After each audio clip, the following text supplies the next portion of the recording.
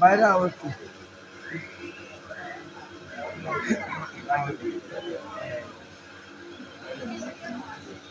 লড়ুকা শুধু লড়ুকা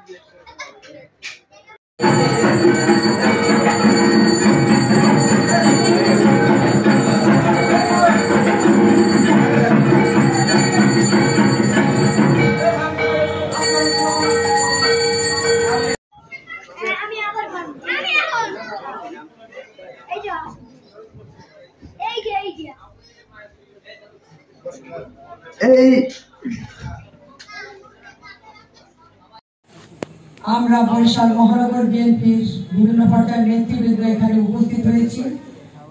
আমার সাথে রয়েছেন এই মুখার্জি ভবনের সভাপতি মানিক মুখার্জি, উপস্থিত রয়েছেন আমারই মামা মুকুল মুখার্জি সহ মামি এবং অন্যান্য দিদিরা সবাইকে এবং 22 নং 28 নং ওয়ার্ড বিএনপির যারা আমার সাথে এই পুজো মণ্ডপে এসেছেন সকলকে জানাই আমার বরিশাল মহানগর বিএনপির পক্ষ থেকে এবং আমার বিএনপির সাংগঠনিক অভিভাবক ভারপ্রাপ্ত চেয়ারম্যান তারেক রহমানের পক্ষ থেকে শারদীয় শুভেচ্ছা ও অভিনন্দন। আমার নেতা জনাব তারেক রহমান বলেছেন ধর্ম যার যার, উৎসব সবার, ধর্ম যার যার, রাষ্ট্র সবার, ধর্ম যার যার, নিরাপত্তা পাওয়ার অধিকার আছে সবার। তাই বলতে চাই আমরা আগামী দিনে সম্প্রীতির বাংলাদেশ গড়তে চাই। তাই এখানে আমরা এই বরিশালে সবাই প্রতি বছরের ন্যায় দুর্গাপূজা, এই সার্বজনীন পূজা বলা হয় এটাকে, কারণ আমরা সবাই একই সাথে মিলেমিশে এই পূজাকে উপভোগ করি। আমরা সবসময় আপনাদের সাথে এসে এই উৎসব ভাগাভাগি করে নেই।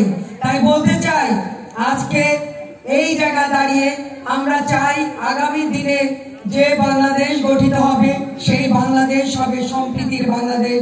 সেখানে আমাদের কোনো ভেদাভেদ থাকবে না, আমরা সবাই ভাই ভাই, আমাদের সবাই ঐক্য থাকবে, একটাই কথা থাকবে আমাদের কোনো ধর্ম, আমাদের যার যার ধর্ম, কিন্তু আমাদের উৎসবটা আমরা সবাই একসাথে ভাগ করে নেব। আমরা চাই, আমরা বিভিন্ন পুজো মণ্ডপে দেখেছি পুলিশ পাহারা দেয় বিভিন্ন ধরনের, কিন্তু আমরা চাই এই বাংলাদেশে আগামী দিনে যে বাংলাদেশ গঠিত হবে সেই বাংলাদেশে কোনো পাহারা থাকবে না। আমরা সবাই একই সাথে এই উৎসব উদযাপন করব এবং আগামী দিনের যে বাংলাদেশ গঠিত হবে সেই বাংলাদেশে সবারই অধিকার একই থাকবে। তাই পরিশেষে আমি আপনাদের কাছে আবারও আমার ভারপ্রাপ্ত চেয়ারম্যান তারেক রহমানের পক্ষ থেকে শারদীয় শুভেচ্ছা জানাচ্ছি। এই বলে আমি আমার বক্তব্য শেষ করছি।